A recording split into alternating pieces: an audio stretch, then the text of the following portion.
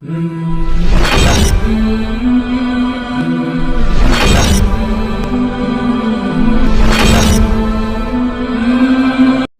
اللہ الرحمن الرحیم۔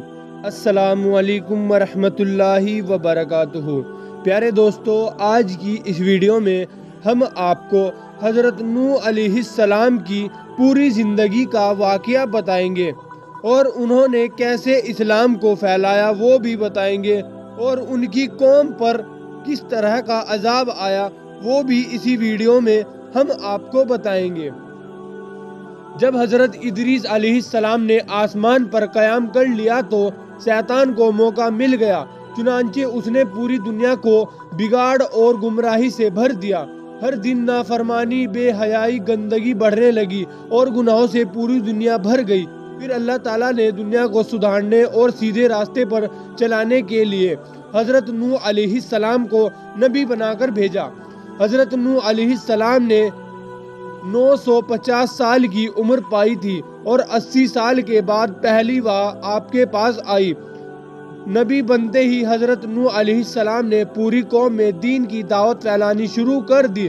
لوگوں کو بھلائیوں پر اکساتے اور برائیوں سے منع کرتے، ساتھ ہی اللہ تعالیٰ سے دعا کرتے کہ قوم کو ہدایت حاصل ہو، لیکن قوم کے لوگ تھے بڑے پتھر، اپنے کفر پر جمے رہے اور حضرت نوح کو جھٹلانے میں لگے رہے۔ حضرت نوح نے بڑی محنت کی، تمام عمر تبلیغ کرتے رہے، پھر بھی کل 80 آدمیوں نے اسلام قبول کیا۔ صرف یہی تھوڑے سے لوگ تھے جو حضرت نوح کے بتائے راستے پر چلتے تھے۔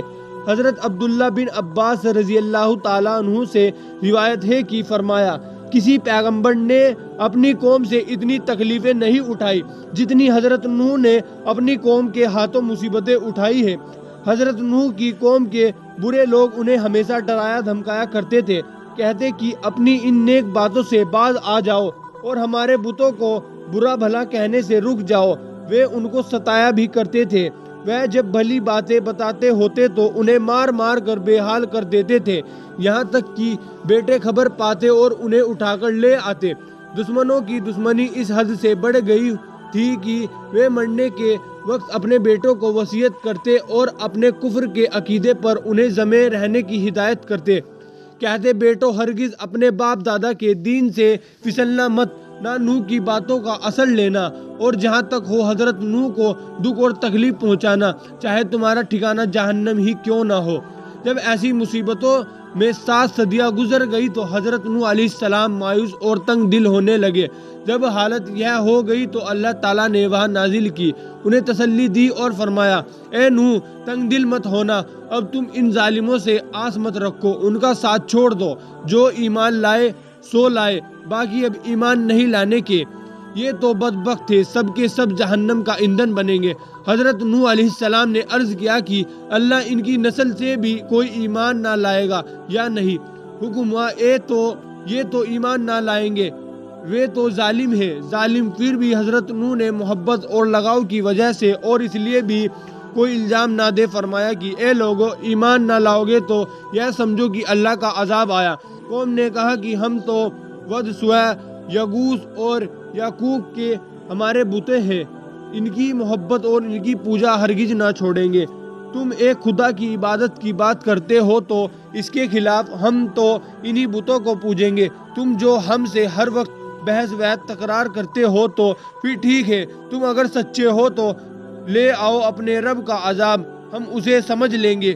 حضرت نوح مایوس ہو گئے اور دشمن اپنی دشمنی میں اکڑتے رہے، تو حضرت نوح علیہ السلام نے بڑی ہی نرمی اور عزیزی کے ساتھ اللہ کو پکارا اور کہا، اے خدا، جب میں ان کو تیری تابعداری اور بندگی کی طرف بلاتا ہوں تاکہ تو انہیں بخشے، تو یہ تو اپنی اکڑ میں کانوں میں انگلیاں ٹھوس لیتے ہیں، اپنے چہروں پر کپڑے ڈال لیتے ہیں اور میری بات سنتے ہی نہیں بلکہ اپنے کفر میں اور تیز ہو جاتے ہیں۔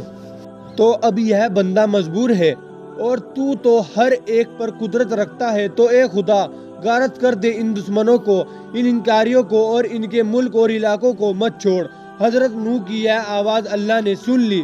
عذاب کا فیصلہ ہو گیا کہ اس قوم کو طوفان سے ہلاک کر کے پانی کے راستے سے دوزخ کی آگ میں ڈالیں گے۔ اور حضرت نوح اور اس کے ماننے والوں کے لیے یہ فیصلہ ہوا کہ انہیں ہم اس عذاب سے بچائیں گے اور ناؤ میں بٹھا کر طوفان سے محفوظ رکھیں گے۔ اس فیصلے کو عملی جامہ پہننے سے پہلے قوم پر قحط پڑا اور نسل چلنے کا سلسلہ رک گیا۔ اس کے بعد اللہ کے حکم سے حضرت جبرائیل علیہ السلام نے ساز کا پیڑ بونے کا حکم دیا۔ 20 سال کی مدت میں یہ پیڑ خوب بڑا ہو گیا۔ پھر جبرائیل نے بتایا کہ اب اس پیڑ کی لکڑی سے ناؤ بنانا شروع کر دو۔ حضرت نوح علیہ السلام نے ناؤ بنانی شروع کر دی۔ حضرت نوح علیہ السلام کو ایک نیا کام کرتے دیکھ کر دشمنوں کو ان کو ستانے اور چڑھانے کا موقع مل گیا۔ وہ حضرت نوح علیہ السلام کا مذاق اڑاتے ہوئے کہتے، اے نوح، اب تم نبی کے رتبے سے گر کر بڑھئی کب سے ہو گئے؟ کیا پیغمبری کے کاموں سے اکتا ہو گئے ہو؟ ناؤ تو بنا رہے ہو، پر پانی کہاں ہے جس پر یہ ناؤ چلے گی؟ حضرت نوح علیہ السلام نے فرمایا، تم تو اپنے انجام سے بے خبر ہو، دنیا میں ایسے پھنسے ہو کہ آخرت کی خبر نہیں تم کو۔ تم تو آج ہمارا مذاق اڑا رہے ہو، لیکن خوب سمجھ لو کل ہماری باری آئے گی، ہم تمہارا مذاق اڑائیں گے۔ اس طرح حضرت نوح علیہ السلام اپنی ناؤ تیار کرنے میں جٹے رہے۔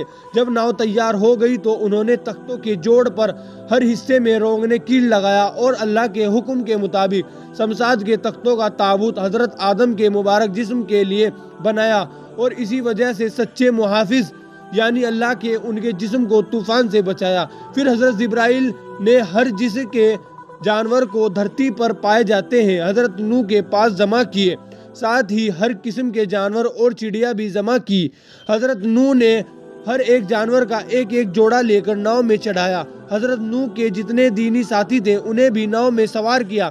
جب یہ 82 لوگ ناؤ میں داخل ہوئے تو ان کے تمام سامان بھی لد گئے۔ تب اللہ کا عذاب شروع ہوا اور تنور سے پانی کا فوارہ نکلا شروع ہوا۔ حضرت نوح کی بیائی بیوی اور ان کا بیٹا کنعان ناؤ پر نہ آئے۔ کنعان نے تو کہہ دیا، میں کسی پہاڑ پر پناہ لے لوں گا۔ حضرت نوح بولے، اس سے کام نہ چلے گا، نہ پہاڑ کی پناہ کام دے گی، نہ کسی جھاڑ اور پودے کی، اس لیے بیٹے تم اب بھی آ جاؤ۔ لیکن وہ نافرمان بیٹا نہ مانا۔ اسی بیچ ایک موج آئی اور اس نے اس کو ڈبا دیا۔ حضرت نوح کو اس کے ڈوبنے پر بڑی دیا آئی، عرض کی، یہ بیٹے اپنوں میں سے ہے اور اے اللہ تو نے اپنوں کو بچانے کا وعدہ فرمایا تھا، امید ہے تو اپنا وعدہ پورا کرے گا۔ حکم ہوا، وہ اپنا ہے جو بھلا کام کرنے والا ہے، برا کاموں کرنے والا اپنا نہیں ہے۔ 40 دن تک طوفان کا یہ پانی دھرتی کو پانی میں ڈباتا رہا۔ آسمان سے بارش بھی ہوئی، زمین سے پانی کے سوتے بھی پھوٹے۔ تمام آبادیوں کے مکان، باغ، مال جائیداد اور آبادیوں کے تمام لوگ اس طوفان کی بھیٹ چڑھ گئے۔ ہر طرف پانی ہی پانی تھا، اتنا پانی تھا کہ پہاڑ تک اس میں ڈوب گئے۔ لیکن نوح کی ناؤ پر جو لوگ سوار تھے وہ جھکولے کھاتے ہوئے بھی، اندھیرا ہوا اور اتھاہ پانی کے ہوتے ہوئے بھی اللہ کی پناہ میں تھے۔ اللہ نے انہیں ڈوبنے سے بچا لیا۔ پھر طوفان کے ختم ہونے کا حکم ہو گیا۔ کہا گیا، اے زمین اپنے پانی کو تھام لے، آسمان اب پانی کا کام نہیں۔ جب ناؤ سے اترنے کا وقت قریب آیا تو حضرت نوح نے کوے کو فرمایا کہ جلدی پانی کا حال معلوم کر کے اعلان کرے، ایسا نہ ہو کہ کہیں جا کر ٹھہر جائے۔ کوا تو جا کر اپنے مردار خانے میں لگ گیا اور وہ بھول گیا کہ حضرت نوح نے کچھ کہا تھا، اس لیے اسے حضرت نوح نے بد دعا دے دی اور وہ ہمیشہ کے لیے ذلیل و خوار کر دیا گیا۔ اپنی نافرمانی کی وجہ سے مردار خانہ اس کے بھاگے میں لکھ دیا گیا۔ پھر کبوتر کو حکم دیا کہ وہ پتہ لگائے۔ وہ جیتون کے پتوں کو چونچ میں لے کر واپس آیا۔ پتوں کی ہی بنیاد پر حضرت نوح نے وہ اندازہ لگایا کہ پانی آب کافی کھسک گیا اور اب پیڑوں کے سر پانی سے ظاہر ہو گئے ہیں۔ اس خبر سے دل کا غم اور رنج دور ہوا۔ اب تو کبوتر کے جسم یہ کام کر دیا گیا کہ وہی جائے اور وہ خبر لائے کہ پانی اب کس حد تک گھٹا۔ کبوتر ہر دن اٹھتا اور پانی کی کمی کی خبر کسی نہ کسی طرح پہنچاتا تھا۔ ایک دن کبوتر کے پاؤں میں کیچڑ لگ گئی ہوئی پائی۔ وہ اس بات کا ثبوت تھا کہ زمین پر سے پانی بالکل ہی کھسک گیا۔ حضرت نوح کو بے حد خوشی ہوئی۔ انہوں نے کبوتر کے حق میں دعا کی، جا تجھے خدا مخلوق کی نگاہوں سے پیارا بنا دے گا، ہر آدمی تجھے چاہے گا۔ تفصیل لکھنے والے کہتے ہیں کہ حق تعالیٰ نے حکم دیا کہ ایک پہاڑ پر ناؤ کو ٹھہراؤں گا اور تمام ناؤ والوں کو اس پہاڑ پر اتار دوں گا۔ سب پہاڑوں نے اپنی بلندی پر فخر کرتے ہوئے سر بلند کیا، مگر جوڑی پہاڑ نے چھوٹا پن ہی دکھایا۔ اللہ تعالیٰ نے اس کے اس چھوٹے پن کی وجہ سے اسے عزت بخشی اور نوح کی ناؤ اس پہاڑ پر ٹھہرائی گئی۔ پھر اسی پہاڑ کے نیچے تمام لوگ اترے، وہاں ایک گاؤں آباد کیا۔ طوفان کے عذاب سے پناہ ملی، اس پر بے انتہا خوشی ظاہر کی۔ اس گاؤں کا نام سوکے امامین تھا۔ جب یہ گاؤں پوری طرح آباد ہو گیا تو ایک بار پھر ایک ایسی وبا چلی کہ پوری آبادی تباہ ہو گئی۔ صرف حضرت نوح اور ان کے 3 بیٹے باقی رہ گئے، حام، سام اور یافیس۔ باقی سب فنا ہو گئے۔ اللہ تعالیٰ نے وہاں بھیجی کہ میں نے تیری قوم کو کفر اور نافرمانی کی وجہ سے ہلاک کیا، اب جو بچے ہیں ان کو طوفان جیسے عذاب کا شکار نہ بناؤں گا۔ پھر اللہ تعالیٰ نے حضرت نوح کی نسل میں ایسی برکت رکھی کہ 40 سال کی مدت میں ہزاروں شہر آباد ہو گئے اور گاؤں کی کوئی گنتی نہ رہی۔ حضرت نوح نے ملک شام، فراس، خراسان، عراق وغیرہ کے علاقہ شام کو دے دیے، پرشمی ملک حبشہ وغیرہ حام کو دیا اور چین، ترکستان وغیرہ یافیس کو دے دیا۔ ایک دن جبریل اور اسرائیل نے حضرت نوح سے پوچھا، اس لمبی عمر کے پانے کے بعد تم نے اس فانی دنیا کو کیسا پایا؟ کہا، دھوئیں کی طرح کی، تھوڑی دیر رک کر ایک دروازے سے داخل ہوا اور دوسرے سے نکل گیا۔ حضرت نوح بیمار ہوئے اور انتقال فرما گئے تو ان کے بیٹوں نے ان کو بیت المقدس میں دفن کیا۔ وہ ان کی جدائی کے بے حد پریشان و غمگین رہے۔ حضرت نوح کو دوسرا آدم، شیخ الانبیاء اور نزی اللہ بھی کہتے ہیں۔ حضرت نوح سچے پیغمبر تھے۔ وہ ہمیشہ اپنی قوم کو اللہ کی خوشی حاصل کرنے کی طرف بلایا کرتے تھے۔ وہ بڑے عبادت گزار تھے، دن میں 300 رکعتیں پڑھتے تھے اور اللہ کے دربار میں ہمیشہ سجدہ کرتے تھے۔ روایت ہے کہ ناؤ میں بیٹھے لوگ بو اور گندگی سے بڑی تکلیف اٹھا رہے تھے اور سمجھ میں نہیں آتا تھا کہ کیا کرے۔ حضرت نوح علیہ السلام نے اللہ سے دعا کی اور اس مصیبت کو دور کرنے کی درخواست کی۔ حکم ہے کہ تم اپنا ہاتھ ہاتھی کی پیٹھ پر دھرو اور ہماری قدرت کا کھیل دیکھو۔ حضرت نوح کے ہاتھ پھیرتے ہی ایک سور خنزیر کا جنم ہوا۔ اس نے سب نجاستیں کھا کر گندی فضا کو بہتر بنا دیا۔ اس وقت چوہے بھی بہت ہو گئے تھے اور ان کی تکلیف سے پریشان ہو گئے تھے۔ جیوں کہ حضرت نوح نے رب کے حکم سے شیر کے ماتھے پر ہاتھ ڈالا، اللہ کی قدرت سے بلی نکلی اور اپنے سب کو منہ کا نوالا بنا لیا۔ جب نوح علیہ السلام نے فانی دنیا سے بدائی لی، ایک مدت کے بعد لوگوں میں پھر گمراہی پیدا ہوئی، عقیدے خراب ہو گئے۔ اللہ تعالیٰ نے پھر حضرت ہود علیہ السلام کو پیغمبر بنا کر بھیجا اور اس زمانے کے لوگوں کی انہوں نے رہنمائی شروع کر دی۔ پیارے دوستو، اس ویڈیو میں ہم نے آپ کو حضرت نوح علیہ السلام کی پوری زندگی کا واقعہ بتایا۔ اگر یہ ویڈیو آپ کو ذرا بھی اچھی لگی ہو تو اس ویڈیو کو آپ دل سے لائک کر دیجیے گا اور زیادہ سے زیادہ اس ویڈیو کو اپنے سبھی دوستوں میں شیئر ضرور کر دیجیے گا۔ اللہ ہم سب کو بھی صحیح راستے پر چلنے کی توفیق عطا فرمائے، آمین اللہم آمین۔